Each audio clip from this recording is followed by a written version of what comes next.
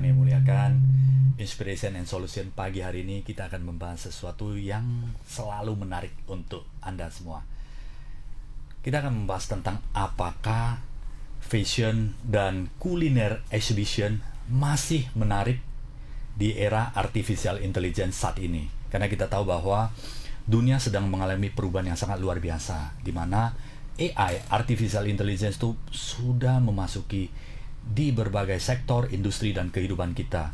Saat ini untuk mencari data, mensamari data, membuat sebuah kesimpulan, kita cukup mudah menanyakan dengan AI, ChatGPT, dan lain sebagainya. Maka kecepatan data yang diberikan itu sangat cepat dan berbagai sumber dapat terintegrasi dengan sangat cepat dan sangat kompleks. Nah, kita akan membahas tentang apakah dunia AI ini mempengaruhi terhadap exhibition khususnya di kuliner dan fashion. Di studio telah bersama kami Pak Ricky Vinko. Beliau adalah CEO dan founder dari Vinko Group. Selamat pagi Pak Ricky, apa kabarnya? Pagi Pak Sian. Baik? Baik. Sangat baik ya? Baik. Luar biasa kalau ketemu dengan Pak Ricky, selalu dahsyat dan luar biasa. Ya. Pak Ricky, kalau kita cerita exhibition, nah walaupun digitalization, nah kemudian kita 5-10 tahun terakhir kan kita lihat bahwa pembelian produk dan elektronik dan sebagainya itu sudah bergerak ke marketplace ya, berbagai warna, ada hijau, ada orange dan sebagainya. Itu para pembeli itu bisa dengan mudah mendapatkan produk di marketplace, dan kemudian sosial media juga berkembang sangat pesat ya, dimana kita bisa membeli produk. Dan ternyata exhibition ini juga sesuatu yang sangat menarik, dimana tidak mengurangi, bukan berarti exhibition ini menjadi hilang sama sekali. Dan saya melihat exhibition malah hall-nya semakin gede, dan itu terjadi di mana-mana di Indonesia, di Medan, Jakarta, Surabaya. Exhibition ini masih sesuatu yang diminati oleh para exhibitor dan para visitor, pengunjung, selalu ramai. Dan bahkan bukan hanya alat-alat elektronik dan teknologi, tapi makanan juga. Ya, makanan yang dengan semudah itu kita mendapatkan akses di digital, tapi orang senang. Mungkin ada sebuah kenikmatan ya kalau kita bisa menghadiri langsung ya. Nah, ini Pak Henry, Pak Ricky yang tahu. Ya, Pak. Ya, hanya Pak Ricky yang tahu resepnya seperti apa. Namun sebelum ke arah sana, Pak Ricky, saya, sahabat Tribuners di seluruh Indonesia, Medan, Sumatera Utara, ingin mengetahui profil perjalanan dari Pak Ricky. Teman-teman di Medan, Sumatera Utara, di Pekanbaru, taunya Vinko, Pak. Ya. Luar biasa. Kulinernya ini, berbagai kuliner Nusantara dihadirkan. Ini adalah hal yang tidak mudah. Pak Ricky bisa cerita sedikit perjalanan Pak Ricky, kenapa memilih karir dan profesi bisnis sebagai organizer, event organizer, khususnya di fashion dan food. Boleh Pak. Yang maybe bisa menginspiring banyak orang di Medan dan Sumatera Utara. Silakan Pak Ricky. Salam kenal semua ya. Nama saya Ricky. Terima kasih Pak Sian Yet. Invite saya untuk bisa sharing di sini di Tribun. Jadi sebetulnya singkat cerita dari kalau perjalanan bisnis cukup panjang Pak. Jatuh bangun sudah lumayan dalam juga Pak sebetulnya. Sempat ke paling dasar juga ya? Paling dasar, bukan dasar Pak, di bawah dasar. Di bawah dasar. Luar biasa. Sudah inilah pernah yang paling parah itu di Jakarta Pak. Oke. Nah itu benar-benar di bawah dasar itu Pak tadi, bukan di dasar ya. Di bawah dasar lagi. Di bawah dasar. Jadi ya itu cukup panjang kalau cerita mungkin. Itu di organizer juga ya Pak? Enggak, di bisnis lain.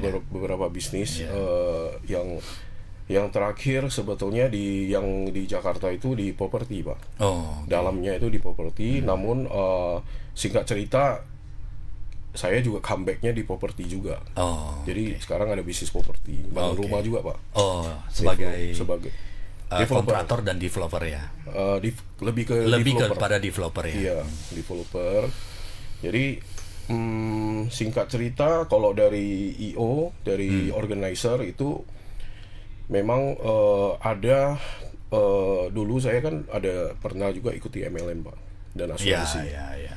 Jadi di sana, di event-event kantor itu saya suka organize. Oh. Jadi event kantor, awardnya, nanti ada acara mingguannya itu kita organize, Pak. Planning by Pak Riki lah ya, di-plan by Pak Riki dan tim, dan acaranya harus seperti ini. Ya. Kemudian efeknya apa, auranya seperti apa. Jadi itu di awal-awal mulanya ya. Iya, benar, Pak. Jadi dari sana itu mungkin bakatnya di sana ya, bakatnya terlatih di sana juga. Nah, ditambah lagi dengan istri saya juga. Oh, luar biasa. Nah, itu dia. Jadi istri saya dia dulu dia MC. Ya. Jadi dia MC acara, kemudian dia juga ada bantuin event yang di Medan juga. Salah satu event tahunan. Itu biasanya hari raya ini Imlek. Ya. Jadi di Medan itu cukup besar event ini. Imlek Fair seperti itu ya. Benar, Pak. Ya. Jadi terus kita ketemu, singkat cerita ya kita ketemu. Jadi pas setelah merit kita adain pertama kali event di. Oh ya, luar biasa. Waktu itu boleh sebutin gedung nggak, Pak? Silakan. Forum 9 pertama kali, Pak. 2015. Udah 11 tahun yang lalu ya. Ya. Tepatnya tahun lalu kita rayain ulang tahun Vinco yang ke-10. Oh yes, luar biasa. Nah, Vinco sudah 10 tahun ya? 10 tahun, Pak. Dan Vinco banyak masyarakat yang mengenal Vinco adalah sangat kuat di makanan, Pak. Khususnya makanan Nusantara ya, diundang ke Medan, bisa mencicipi makanan Nusantara. Itu menjadi sebuah brand awareness yang sangat kuat sekali. Iya, jadi sebetulnya di kuliner dan sebetulnya di fashion juga. Di fashion. Lifestyle. Jadi lifestyle ya. Ini exhibition menarik sekali. Kenapa, Pak? Jadi sederhana aja sih sebetulnya. Jadi kita kalau pengen beli barang kan kita ke toko yang sudah ada lah ya. Nah, jadi kalau di exhibition ini, jadi para pengunjung itu sebetulnya mencari sesuatu yang baru, sesuatu yang unik. Loh, ini dari mana ya? Saya nggak pernah makan ini, saya mau ngetes. Dan rata-rata tenan-tenan kami itu justru dia tidak punya toko. Nah, tapi mereka hadir itu memang di event saja. Itu yang menjadikan menarik. Tapi mereka di online sangat terkenal, Pak. Oh, di offline-nya mereka gak ada toko, tapi mereka sangat kuat di online-nya. Online-nya justru kuat. Jadi pas dia muncul di event itu orang sudah nantiin. Nah, jadi untuk makan di tokonya itu sangat, ya kan nggak ada. Jadi sulit. Hanya di event baru mereka bisa menikmati, disajikan langsung oleh kokinya dan pemilik yang menyapa mereka ya. Nah, selama ini ada barrier, mereka tidak bisa ketemu ya. Ya, benar. Mereka hanya di online, pesan online, seperti itu, Pak. Iya, Pak. Tapi sebelum ke sana kita bahas tentang event, Pak ya. Ceritakan perjalanan 10 tahun ini kan hal yang tidak mudah. Boleh di-sharing sedikit apa yang membuat di bisnis properti itu sampai ke gagal, Pak, waktu itu? Jadi kegagalan tuh mengapa bisa gagal ya? Jadi mungkin bisa di-sharing sedikit. Ya, Pak ya, berarti di properti di awal kan sebelum ke event organizer ini kan khususnya. Di tengah perjalanan sudah ada, tapi gagal paling dalam itu di properti ya. Benar. Jadi poinnya sebetulnya apa yang dikatakan fokus itu harus, Pak. Harus ya. Di awal itu apalagi. Jadi itu yang pertama, yang kedua ini maaf Pak Riki, yang kegagalan itu sebagai agent atau developer atau kontraktor pada saat itu? Newbie developer, Pak. Okay. Jadi tidak di agent. Saya di agent itu malah di tahun 2017-18, Pak. Itu tahun berapa yang developer ini? Tahun 2008 saya agent.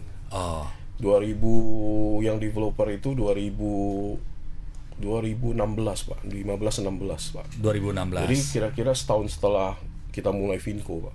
Jadi bersamaan Bapak waktu itu mulai Vinco. Vinco ini khususnya di event organizer ya, khusus kuliner dan fashion ya. Lifestyle. Dua itu hanya menjadi fokus ya. Benar Pak. Lain tidak ada?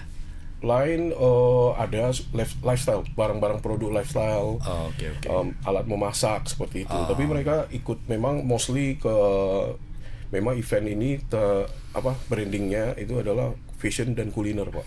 Oke. Tapi yang lainnya ikut. Bagian banking juga. Pak. Banking juga ada. Banking juga ikut gitu. Luar biasa. Banking, mobil, mereka ikut juga. Cuman mereka ikut ke traffic fashion dan kuliner itu Pak. Masternya adalah fashion dan kuliner. Benar. Utamanya ya. Iya. Oke, Pak Ricky, kegagalan. Mungkin sahabat Tribuners akan belajar dari Pak Ricky juga lah ya. Iya. Mulai di organizer dengan di properti. Iya. Karena tidak fokus. Apa yang kita bisa belajar dari sana, Pak Ricky? Jadi sebetulnya simple Pak. Jadi kegagalan itu waktu itu kan mudanya 10 tahun ya, 10 tahun dari sekarang ya Pak ya, waktu itu. Jadi jiwa muda, tidak punya pengalaman, terus jiwa muda masih bergejolak. Semua mau ya? Semua mau, resiko juga nggak dipertimbangkan dengan ini. Jadi kita memulai itu dengan proyek yang terlalu besar Pak. Jadi sebetulnya apakah bisa berhasil? Ya bisa Pak sebetulnya. Cuma karena kita pengennya yang sekarang ini Pak, suka cepat kaya Pak. Oh iya. Bener gak di sekarang ini? Iya. Semua orang cepat suka kaya. Padahal untuk menjadi kaya dan perlu proses. Perlu proses ya. Bener. Masak Indomie aja perlu proses ya. Betul. Mie instan aja perlu proses dimasak, kemudian diaduk bumbunya ya. Iya. Jadi keinginan untuk cepat kaya, cepat sukses itu ada. Jadinya tidak hati-hati mengambil satu langkah yang salah Pak. Nah beruntung sekali sebetulnya saya jujur ya Pak ya. Iya. Justru saya bersyukur dengan kegagalan itu. Sangat bersyukur. Kalau nggak ada kegagalan itu, mungkin nggak ada saya hari ini. Apa yang dipelajari dari kegagalan itu Pak? Jadi kita paling utama yang Bapak pelajari, ini saya harus berubah. Poinnya adalah pertama yang saya belajar mental. Pada saat gagal itu kita hadapin ada utang, ya kan? Terus ada berbagai tekanan lah. Nah kita hadapi satu persatu dan kita jaga terus nama baik Pak. Kita hadapi, kita selesaikan, akhirnya ya kita bisa berdiri Pak. Jadi jangan lari daripada problem itu. Dulu kami itu stres banget Pak sebetulnya waktu itu. Dicari sana sini. Wow, kan kemudian di bawah dasar Pak. Di bawah dasar minus. Ya. Di bawah dasar ya.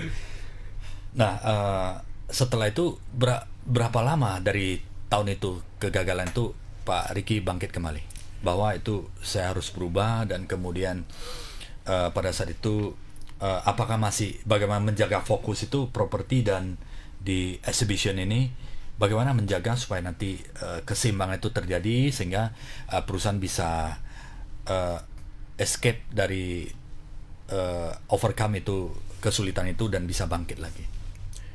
Jadi waktu itu setelah mengalami masalah besar itu ya, jadi intinya adalah saya balik fokus ke satu bidang dulu. Jadi di exhibition di Vinco kita fokus, kita start lagi, ya kan. Setelah lebih kurang 2,5 tahun Pak, kita perbaiki, terus kita selesaikan utang-utang kita. Nah baru kita comeback lagi. Kita benar-benar masuk lagi ke properti. Akhirnya project pertama itu berhasil Pak. Oke. Boleh tahu itu berapa unit? Waktu itu start dari 7 unit aja Pak. 7 unit. Ya. Itu sih ya, Pak. mulai dari small size gitu. Tapi ya lama-lama semua pebisnis yang besar itu kan mulai dari yang kecil menjadi besar ya Pak ya. Benar. Kalau dulu dari langsung mau besar Pak. Oh ya. Makanya jatuh. Konsentrasi, fokus juga tidak waktu dan energi juga tidak cukup untuk memantau itu semuanya ya. Iya. Jadi sahabat Tribuners memang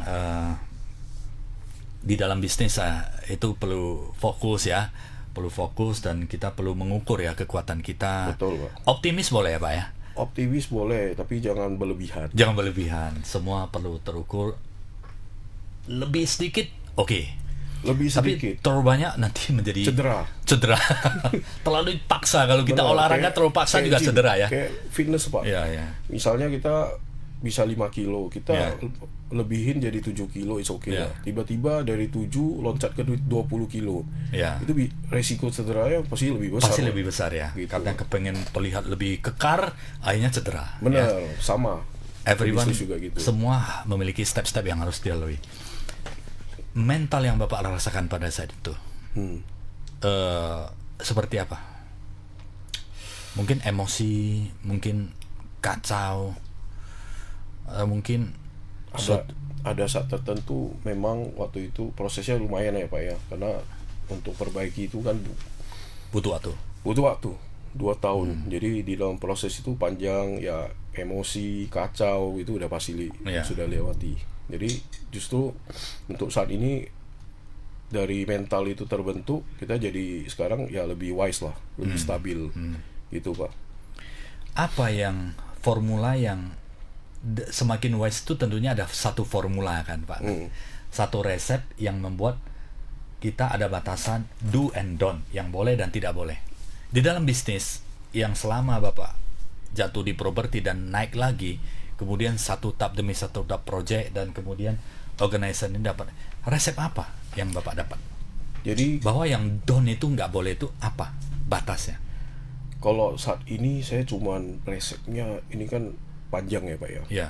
Cuma satu aja Pak, saya pegang nama baik. Oke. Walaupun ada masalah, tapi tetap kita harus komitmen jaga ya. Pada saat kita jaga nama baik, kita mau melangkah kita mikir. Benar nggak Pak? Ya. Jadi kalau bikin event ya kita jaga nama baik kita. Nama baik kita, Vinco itu kita pertahankan prestasi ini terus Pak. Nama baiknya jangan sampai nggak bagus gitu loh. Jadi nama baik itu satu prestasinya, kedua kita jaga kepercayaan orang.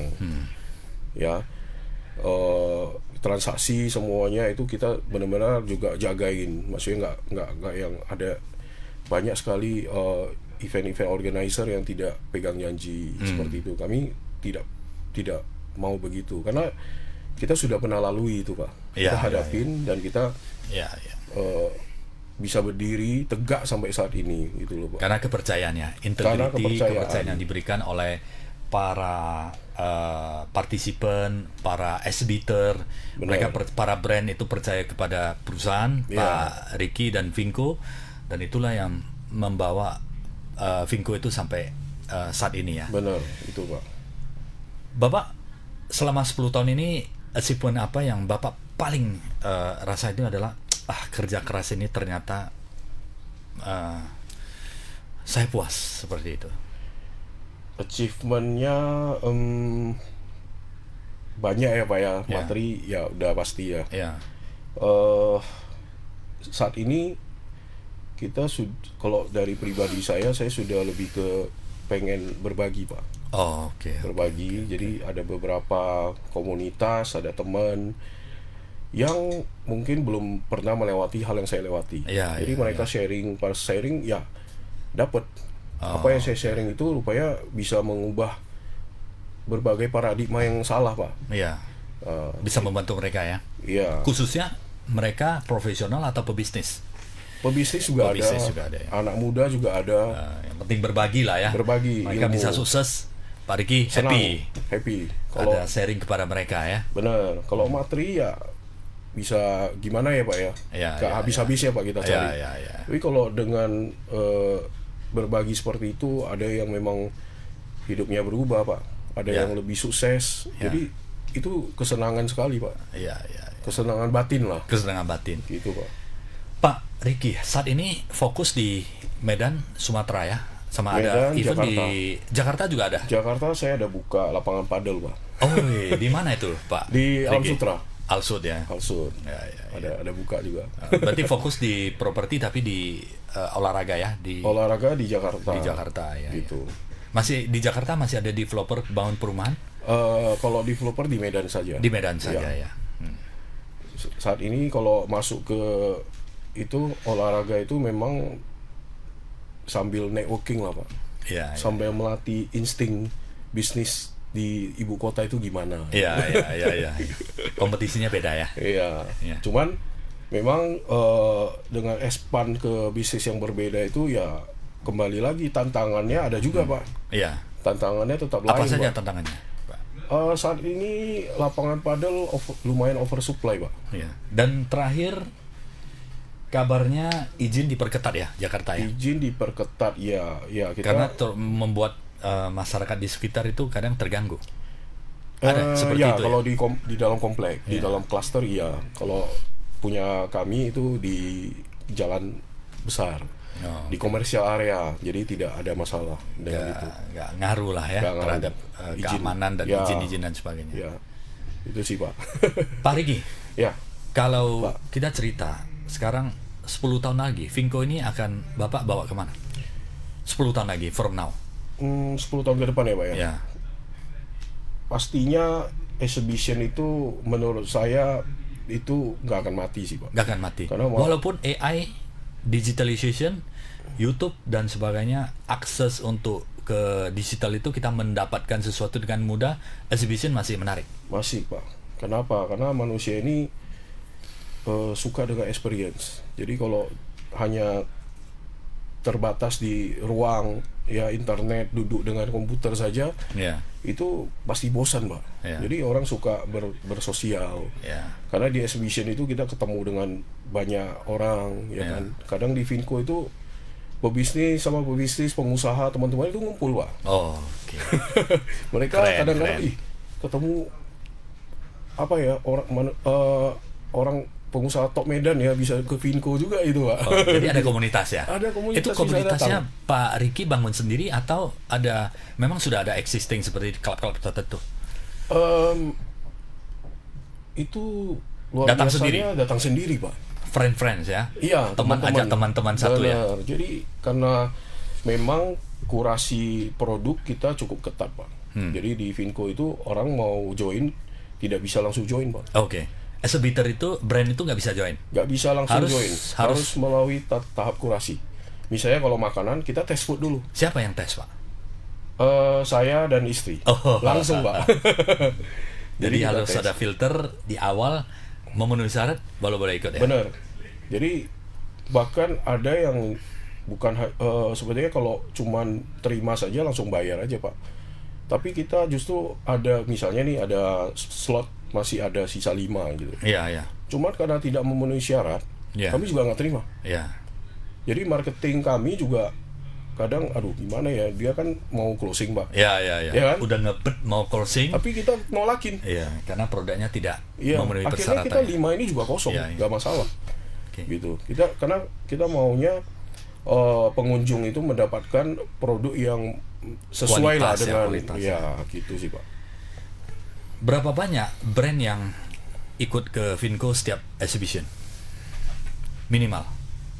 Brandnya lebih dari 120 Pak. Setiap event? Setiap event 120 dan itu lebih. Ada apa ya, stage ya atau masing-masing gimana masing-masing outlet atau exhibitor ada booth ya. Ada booth ya, ada booth-nya. 120 minimal ya. Iya. Kalau di Januari bisa sampai 300 Pak. 300 ya. Ya, lebih kurang 200-an, sorry. Medan, luar Medan komposisinya seperti apa? Kalau di luar Medan lebih kurang 60 sampai 70 brand. Di luar Medan? Ya. Kenapa banyak yang di luar Medan, Pak Riki? Mereka kok bisa percaya dengan Pak Riki? Apa yang membuat mereka percaya? Karena track record Pak. Karena sudah pernah lakuin. Jadi orang lihat bisa rame begitu ya. Pengunjung di Januari yang ini tahun ini di satu minggu itu 190-an ribu Pak. 190.000 pengunjung ya. Pengunjung. Itu di 5 hari Pak. 5 hari. Pengunjungnya gila-gilaan Pak. Luar biasa. Ramenya wah. Jadi kuliner yang paling top itu di Medan, Jakarta atau Surabaya kalau event? Maksudnya yang exhibitornya atau gimana Pak? Pengunjung yang paling menarik banyak pengunjung itu di Medan, Jakarta atau Surabaya untuk kuliner ya Pak ya? Kalau kuliner ya, jagonya kuliner itu Medan tuh Medan pasti, ya? Pak. Top. Gak ada lawan ya? Gak ada lawan. Memang jago makan juga. Jago makan juga. Dan memang mereka juga pemilih, Pak. Pemilih ya. Jadi orang Medan ini memang jago. Di mana-mana kalau saya ke Jakarta makan kan, saya bisa komentar nih Pak kalau kurang Pak. Tapi bukan menjelekkan, karena itu masalah selera. Lebih ke masukan Pak. Kami kalau makan itu selalu memberi masukan, karena udah ngetes banyak produk. Jadi kita bisa kasih masukan, ini kurang, ini terlalu, ini kurang gitu loh. Adakah pembagian kategori kulinernya Pak? Misalnya yang Nusantara nanti, yang Western, yang apa? Biasanya digabung. Digabung Pak. Digabung semua. Sulit untuk mendapatkan satu segmen dengan exhibitor yang brand yang begitu banyak. Terus orang juga bosen kan misalnya satu segmen terus semuanya Western gitu. Banyak bosen. Soalnya Pak, 50 sampai 60 stand makanan di satu tempat Pak. Kalau semua Western kan bosan kayaknya bosen Pak. Jadi itu semua ada bisa variasi pilihan. Market yang datang dari anak-anak Pak. Anak-anak sampai orang tua datang. Makan kan, hobi kan, semua orang kan belajar makan. Jadi salah satu sebenarnya daya tarik kita di fashion juga Pak, karena kita selalu ada fashion. Fashion itu dari perancang lokal, brand lokal, atau ada kombinasi? Itu biasanya dari korporasi atau dari personal perancang individu? Kalau kami ada dua-dua juga. Jadi perancang individu ada juga yang perusahaan besar gitu Pak. Tapi komposisinya lebih banyak yang justru memang yang pribadi Pak. Pribadi ya? Mereka itu toko atau mereka perancang lokal? Mereka mostly ya itu memang tokonya toko online Pak. Trader ya? Mereka import juga ya? Enggak. Justru barang impor kita tidak. Tidak ya? Jadi lokal brand. Lokal brand. Mereka lokal brand. Industri punya industri sendiri. Mereka ada yang maklon di konveksi. Oke. Ada yang punya konveksi sendiri juga Pak. Tapi desain by mereka. Desainnya Pak. Konsep by mereka. Iya, itu. Terus ya di setiap event memang kita wajibkan brand ini punya sesuatu yang menarik Pak. Kita push mereka. Oke. Produk aja makanan kita minta mereka bisa keluarin menu baru. Di setiap event. Menu baru yang atau promosi di baru. Luar daripada produk yang mereka sudah ada. Benar. Kita push dia cari lagi ide apa gitu loh. Nah, karena kenapa di saat ini kompetitif Pak. Jangankan dengan luar, di dalam exhibition ini juga banyak brand. 60 makanannya 60 stand. Dia mesti kompetitif kan. Mesti punya inovasi. Makanan sekarang kan sangat berinovasi Pak. Sangat berinovasi. Itu ada pengaruhnya dengan kompetisi atau master chef dan semakin kreatif, dan banyak juga rata-rata bukan hanya mereka yang berkarir atau sekolah di bisnis ya, tapi di kulineri dan di makanan ini juga, di resep makanan seperti Cordon Bleu di Australia dan sebagainya. Ini menjadi nuansa makanan itu, presentasi dan taste materialnya juga banyak ya. Iya, benar Pak. Karena faktor-faktor itu Pak, manusia ini mungkin nggak ada ininya, sering bisa gampang bosan ya. Jadi seperti itu Pak. Oke Pak, sekarang kriteria kita memilih brand yang ikut pameran atau exhibition kulinernya Vinco. Ada berapa variabel yang Bapak nilai? Apakah durasi mereka, perusahaannya sudah harus minimal jalan berapa tahun? Apakah ada? Yang pasti pertama kualitas makanannya dulu, produk mereka pertama. Buka usaha ini udah berapa lama tidak masalah. Tidak masalah ya. Karena apakah setahun 2 tahun nggak masalah ya? Nggak masalah. Ada yang baru juga. Baru aja dia join ke event ini, baru buka. Dia langsung test food, langsung dia buat produknya juga, nggak masalah. Jadi di Vinco ini sendiri juga udah beberapa brand itu justru dari event mereka jadi sekarang berkembang. Udah punya banyak toko.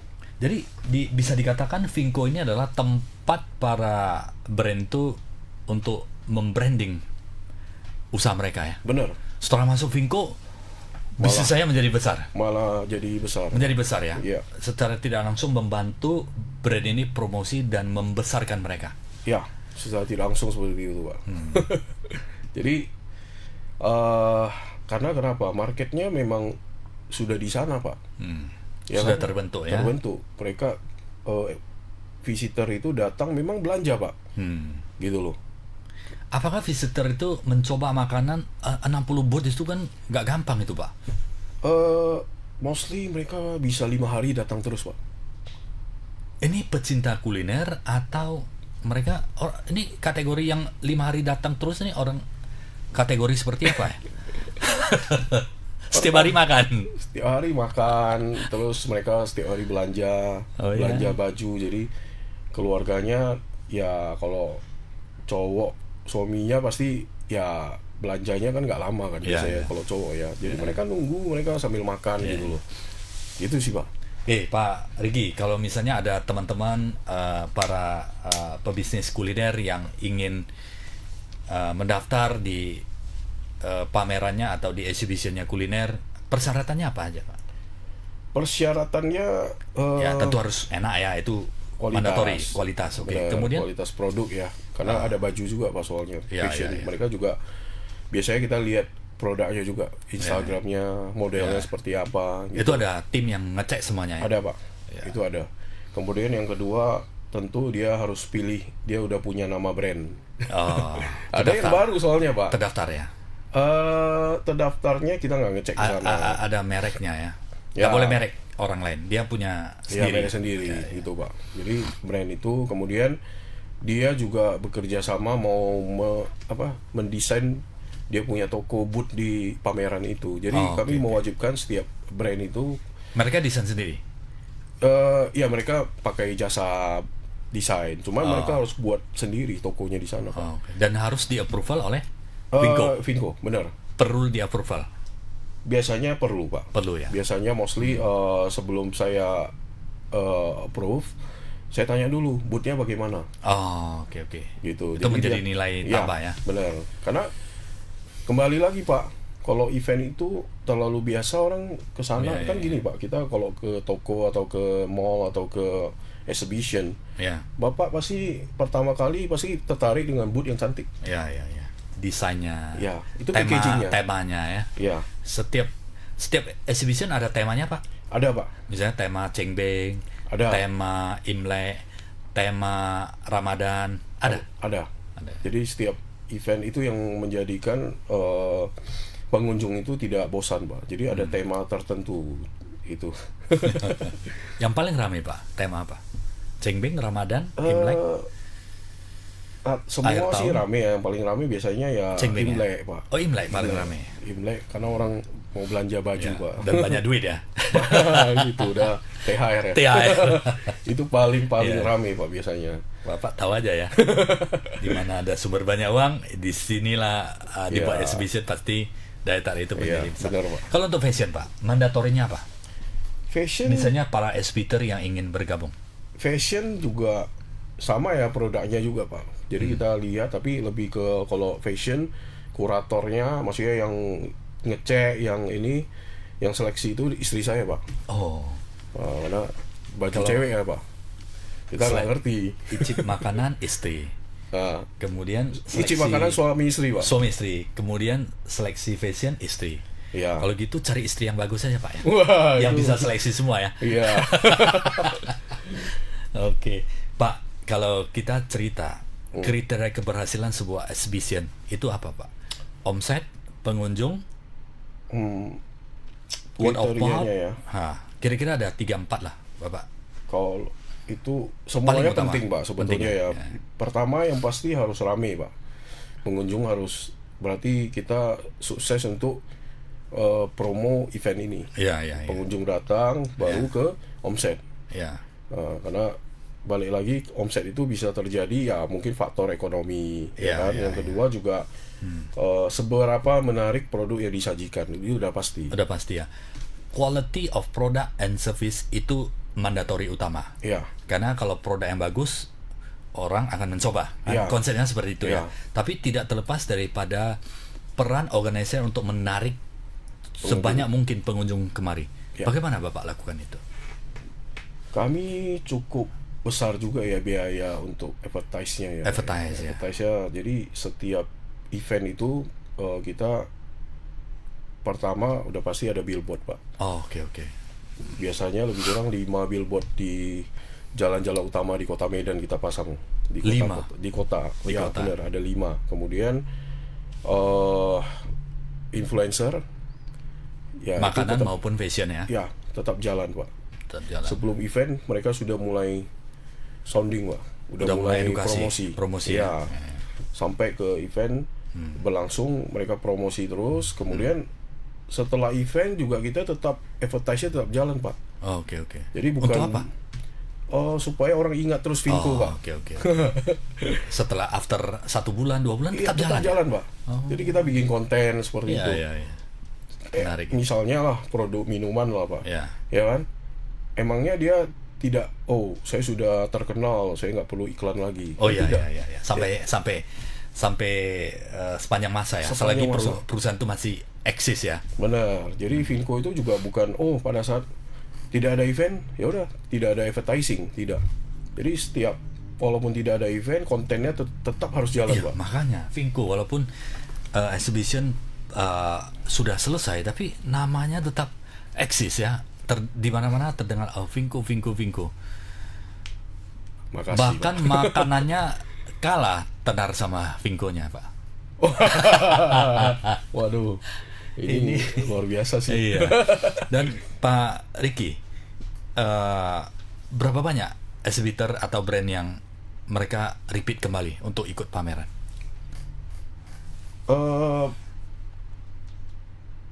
80%, Pak. 80% ya? 80% sampai 90%. Iya.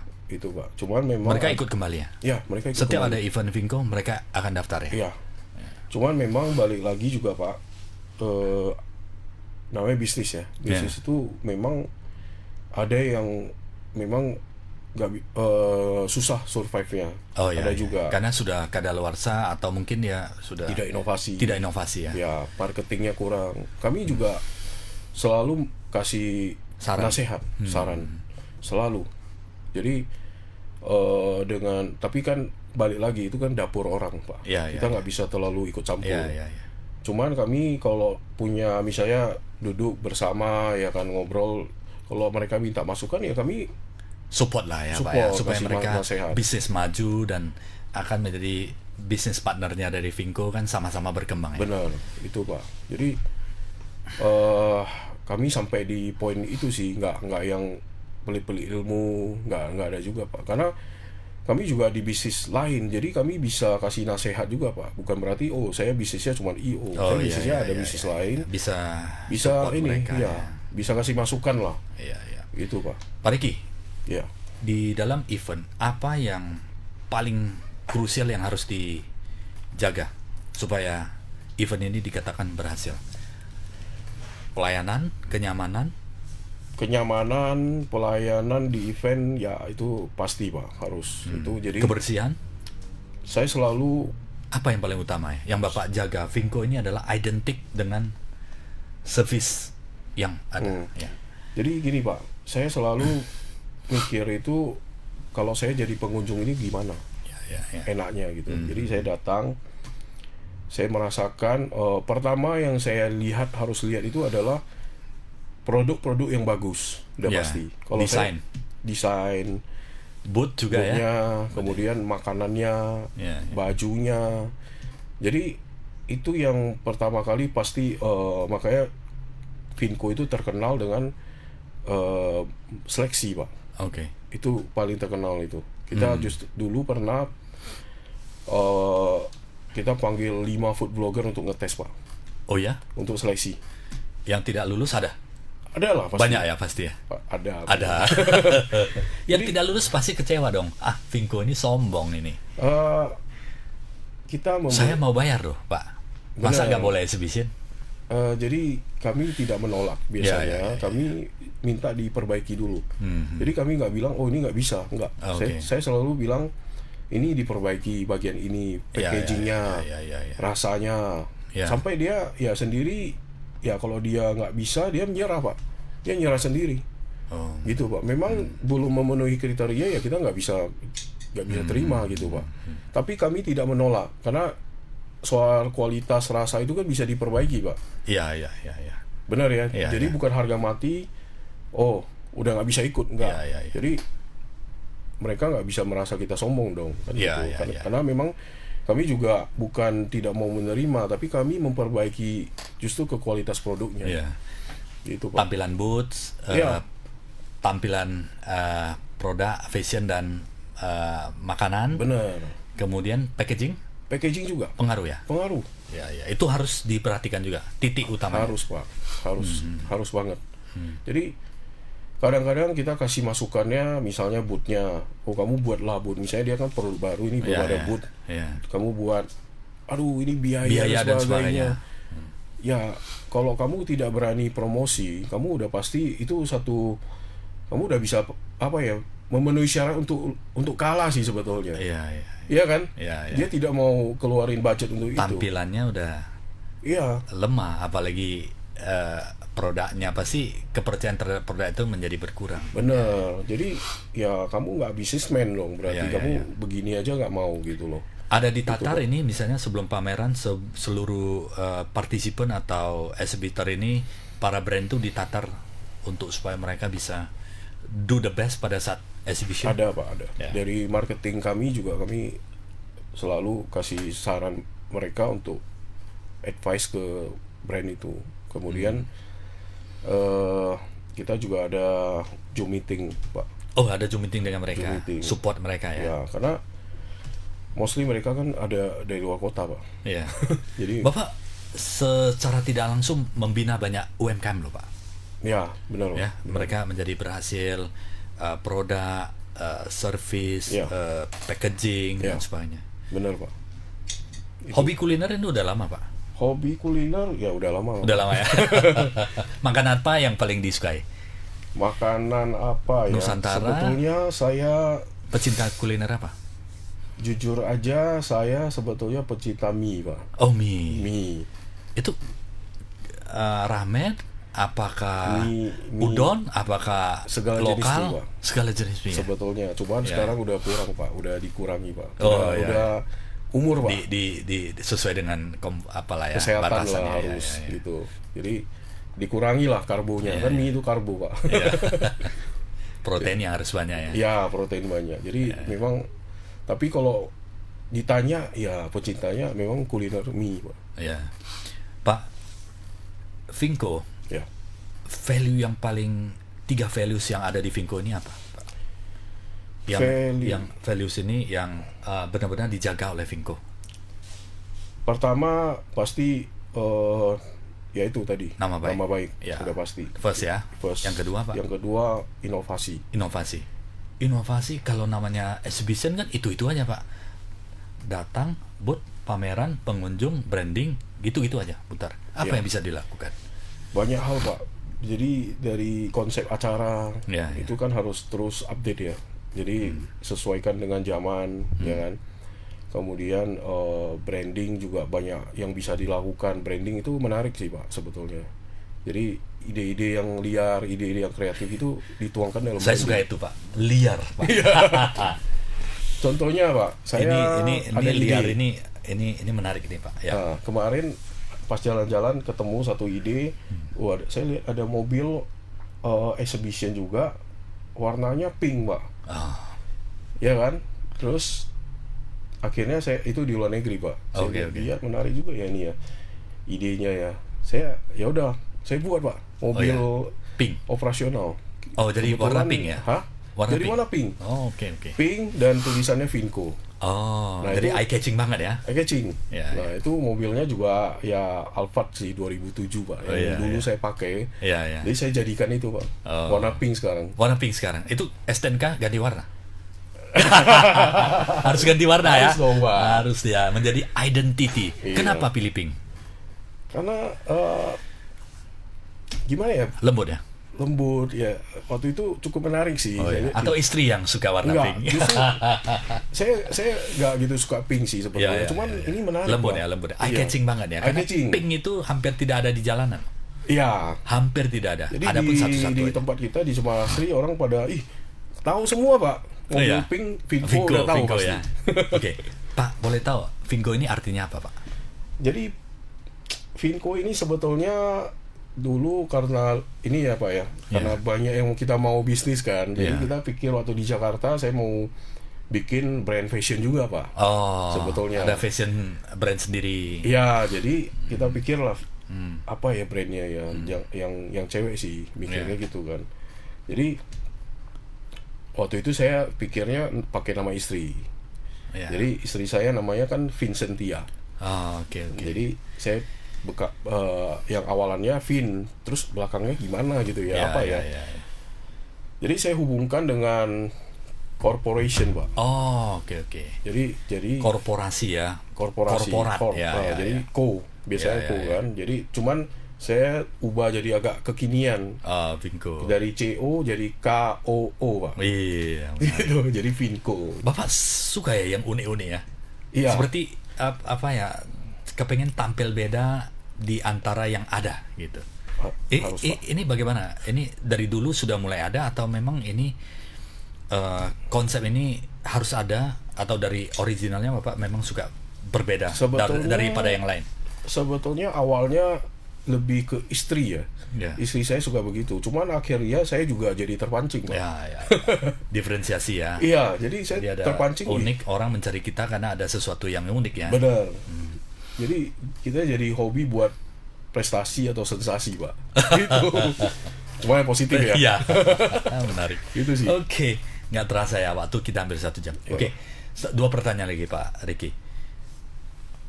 Ini bisnis apa yang akan Bapak fokus ke depannya? Apakah masih fashion, organizer, dan termasuk food dan properti sudah pasti? Apa yang akan Bapak kembangkan lagi? Untuk menjadi grup kan, korporasi kan ini? Ya benar. Jadi yang pastinya di organizer ini udah pasti pertama Pak. Itu udah. Itu menjadi tiang utama. Tiang utamanya.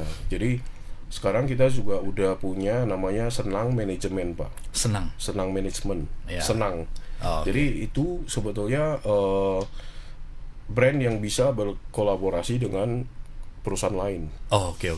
Jadi itu sebagai investor ya? Investment company atau bagaimana? Jadi lebih ke organizer juga. Cuman dia ngurusin perusahaan orang lain. Oke. Contohnya kemarin kita barusan lakukan simulasi Hyrox Pak. Tahu Hyrox? Hyrox itu olahraga Pak. Jadi kita adain di auditorium di Cemara Asri Pak. Oke. Pesertanya lebih kurang 200-300 orang. Luar biasa. Hyrox. Jadi di dalam itu mereka lari. Setelah lari mereka harus angkat beban. Jadi simulasi mengalahkan waktu. Nah itu sekarang lagi hype Pak di seluruh dunia. Hyrox namanya. HYROX. Hyrox ya. Jadi Senang Manajemen yang manage acaranya Pak. Dan ini siapa yang the owner of Hyrox ini? Ownernya Jim ya. Punyanya Jim. Konsepnya punya Jim. Senang Manajemen yang supporter di eventnya. Setiap ada event, Senang Manajemen akan support. Acara apa itu pun boleh. Mereka apalah panggil kita, jadi kita ajuin penawaran gitu. Konsep dan idenya dari Senang Manajemen ya. Benar Pak. Itu juga. Terus turunannya kita juga ada kontraktor untuk bangun booth Pak. Oke. Jadi konsep desain dari apa ya, dari grupnya ini namanya apa Pak? Kalau yang kontrak ini kan Senang Manajemen. Kalau yang kontraktor ini apa itu Michelle Decoration. Michelle Decoration yang desain dan kemudian ada orang yang kerjakan buat bener, itu ya? Untuk pasang sampai beres gitu Pak. Dari desain sampai pasang ya? Iya itu. Jadi semua inline ya? Semua inline. Jadi dari kita juga ada sewain Pak alat-alat exhibition. Seperti apa? Sound system. Oke. Jadi satu paket langsung kita sudah ada. One stop solution untuk exhibition ya. Benar Pak. Baru ke bisnis lain ya itu properti ya. Ya properti. Kemudian belum ada sih rencana yang lain. Ini yang lain sebenarnya ke investasi, Pak. Ya, ya. Jadi investasi di bidang apa? Oh, padel ya, ikut partisipasi ikut. Investasi ya. Benar. Luar biasa Pak Riki. Thank you, Pak.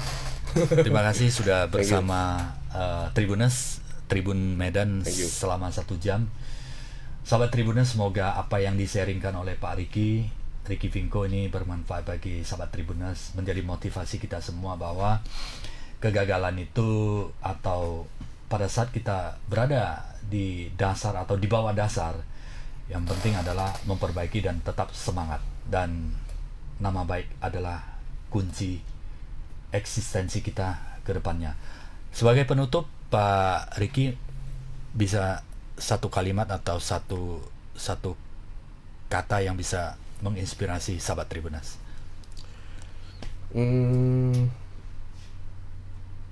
Kehidupan itu intinya sederhana sebetulnya. Yang penting kita cari bahagia, konsisten dalam melakukan segala sesuatu yang untuk perkembangan kita. Terus jangan berhenti untuk berbuat baik untuk banyak orang. Itu aja. Luar biasa. Jangan berhenti berbuat baik untuk banyak orang. Benar, Pak. Ini adalah kalimat yang ya saya kira semua setuju ya. Terima kasih Pak Riki. Terima kasih sahabat Tribuners. Semoga ini bermanfaat dan menginspirasi. Sampai jumpa Inspiration Solution setiap Jumat jam 10 pagi yang selalu menarik untuk kita semua. Sampai jumpa.